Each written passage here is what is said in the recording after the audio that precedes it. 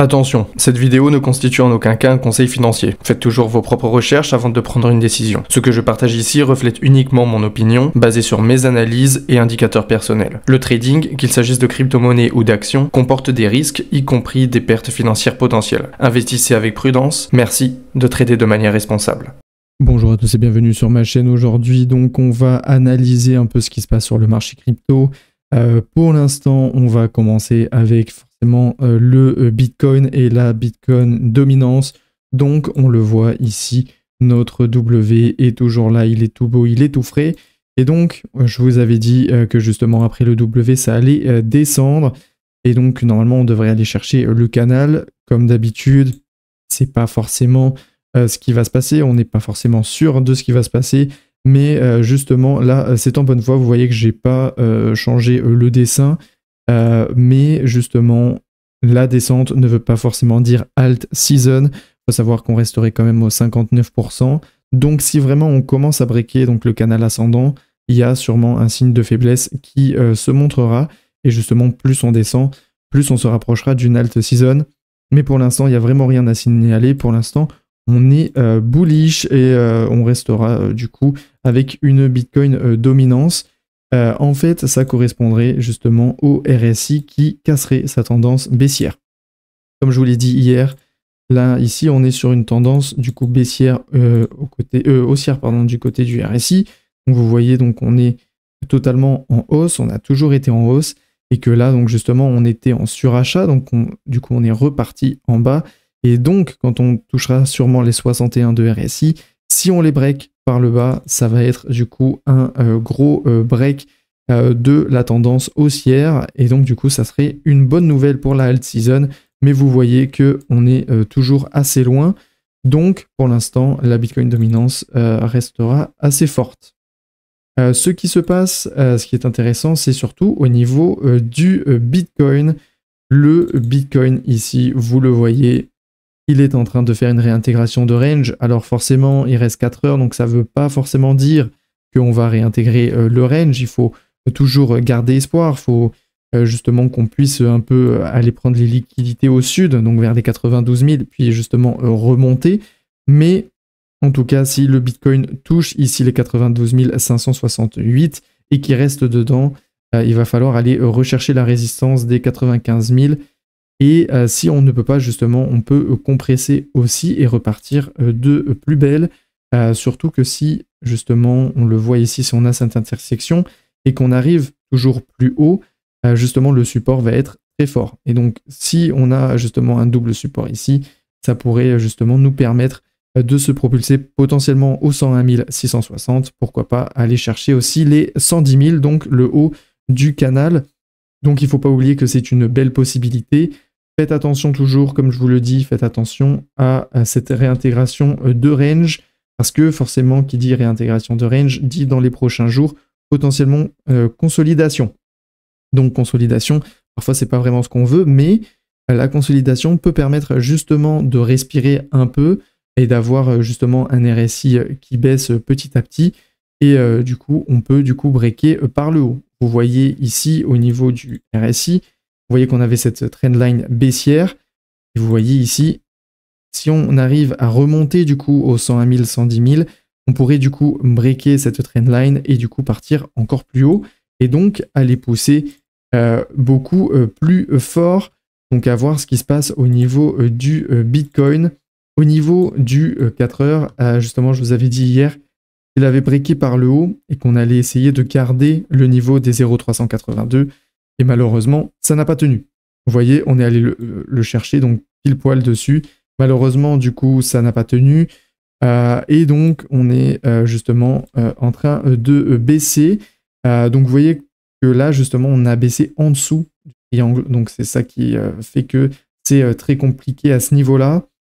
Après, si justement, on arrive à, du coup, clôturer au-dessus des 95 586, encore une fois, et ça voudrait dire qu'on pourrait aussi repartir de plus belle et aller pourquoi pas chercher les 99 274, voire même encore plus haut, les 101 673 dans les 4 heures. Donc ça, c'est quelque chose qui est aussi possible et donc à voir et à surveiller de la part du Bitcoin. Mais gros attention surtout à cette grosse réintégration de range pour tout ce qui est du moyen terme. Pour l'Ethereum, il est très mal en point. Il faut savoir que l'Ethereum, quand on regarde en weekly, il a du coup réintégré un range qu'on avait depuis le 14 novembre 2022. Vous le voyez ici, hein, on est beau dans ce range-là. Il ne faut pas oublier que les supports et les résistances, c'est pas uniquement quand on les break qu'on les oublie. Vous voyez que le marché se souvient très bien des ranges qu'on a créés et des résistances qu'on a créées. Et donc du coup, ça fait que justement, on est en train de se battre pour ce niveau-là. On est en train de se battre pour le niveau donc, des 2600 $. L'Ethereum, s'il est au-dessus des 2600 $, ça voudrait potentiellement dire pour partir pour potentiellement les 4000 sur du très long terme. Donc là, on est en weekly, je vous le rappelle. Pourquoi en fait ça serait une bonne nouvelle justement de repartir de plus belle à partir de ce niveau-là?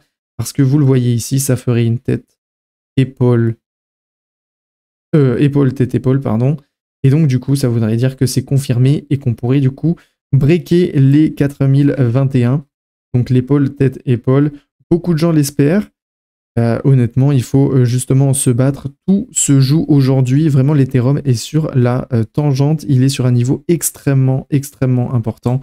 On le voit ici. On voit justement que la dernière fois, ça avait extrêmement bien tenu. Hein, donc, on avait mis quand même du temps. On voit qu'on a mis plusieurs semaines. Mais que finalement, quand ça a pété extrêmement fort. Donc, à voir pour la suite. Est-ce que cette résistance, justement, restera aussi forte comme elle a été dans le passé? Pour ce qui est donc du daily, justement, on le voit ici, on est toujours sur une trendline baissière. Donc, vous voyez ici, tant qu'on ne pète pas le RSI à la hausse, ça ne part pas à la hausse. Donc, ici, on a justement eu une résistance intermédiaire. On essaye justement de la casser et du coup de rebondir, comme je vous avais dit hier, pour essayer justement de faire l'épaule, tête, épaule. Et donc du coup, ce qui nous amènerait à breaker le triangle par le haut pour aller justement atteindre les 4000 $. Donc ça encore, ça se confirme ici. Mais mauvaise nouvelle en tout cas pour du très court terme, c'est justement le triangle qui a été brisé par le haut et qui malheureusement est en train d'être breaké par le bas ici. Donc potentiellement réintégration de range et surtout réintégration de range surtout d'un triangle, et ben malheureusement, ça peut être extrêmement mauvais pour le sentiment sur l'ETH. Mais bon, après, tout ça, c'est ce qu'il y a à voir, parce qu'on vient juste, du coup, de breaker la trendline haussière. Et donc, ça serait justement très négatif de ce côté-là. Au niveau de l'Ethereum, on va finir aussi avec le Solana. Donc, le Solana qui a enfin breaké sa tendance baissière. On le voit ici, on a breaké le RSI. Justement, par le haut, on voit aussi que les bears sont en train de perdre du momentum sur du daily. Et vous voyez qu'il a rebondi pile sur une résistance, sur un support, pardon, qu'on suivait déjà depuis extrêmement longtemps. Et justement, il a juste rebondi ici. Et donc, on essaie maintenant d'avoir les 0,5 donc de Fibonacci, donc les 202 $. Si on arrive, là on s'est fait rejeter, mais si on arrive justement potentiellement à clôturer au-dessus, ça voudrait dire qu'on pourrait partir de manière haussière. Vous voyez qu'on a rebondi, on s'est fait rejeter. Et donc, ce qu'on espère, c'est surtout de faire potentiellement un double bottom pour aller rechercher les 227. Et pourquoi pas potentiellement réintégrer le range entre du coup les 224 $ et les 255 pour ce qui est du coup du Solana. Beaucoup de gens ont peur et à raison de forcément de l'épaule, tête, épaule, qui est là du coup serait un renversement baissier. Mais si on arrive justement à faire ce double triangle, c'est quasiment une épaule un peu annulée et donc du coup repartir plus haut. Surtout si on réintègre ce range-là, si on le réintègre, ça pourrait être extrêmement bullish du côté du Solana. Et vous voyez que si justement on le break, ça va être compliqué. Ça va être compliqué parce que là, on est justement en bas de l'éventail en 4 heures. Vous le voyez juste ici.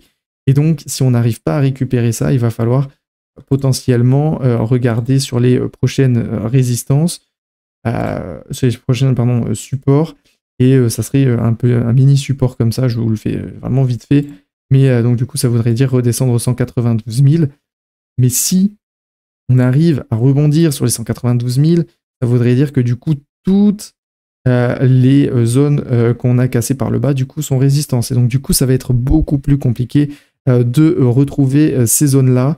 En tout cas, il faudrait vraiment pas que ça arrive, il faudrait vraiment que le Solana arrive à garder au moins les 196,84, et justement en gardant ça, il garde un potentiel espoir justement de remonter, parce que là on le voit très bien, hein, le triple top fait extrêmement mal de ce côté-là.